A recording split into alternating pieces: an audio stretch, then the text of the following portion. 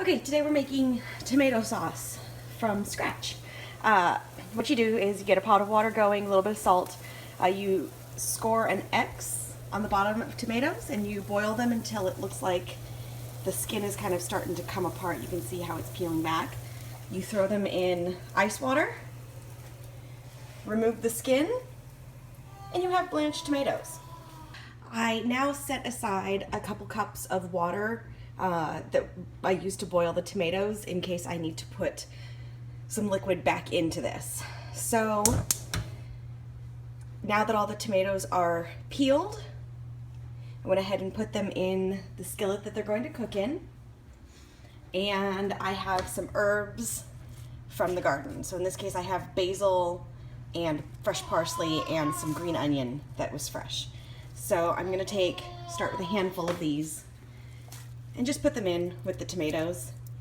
And then I'm gonna take some salt, drop some salt in, and I'm gonna let that start cooking down. It's gonna take a long time, probably at least half an hour to an hour.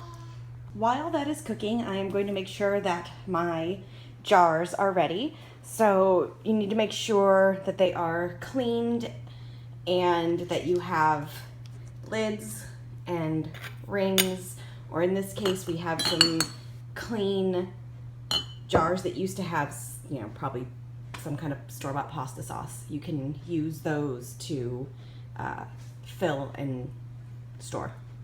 We're about half an hour in, and you can see the tomatoes are starting to cook down, and I used just a potato masher to kind of break them up a little bit.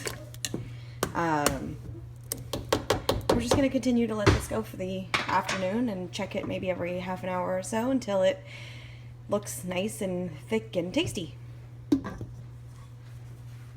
Okay, it's been a couple of hours that this has been cooking, and now that it's done, we used this handy little extra wide canning funnel to put the sauce into jars. I put a bay leaf in each of the jars, labeled them. I usually label them for use by within about 3 months, and then they'll go in the fridge to cool down.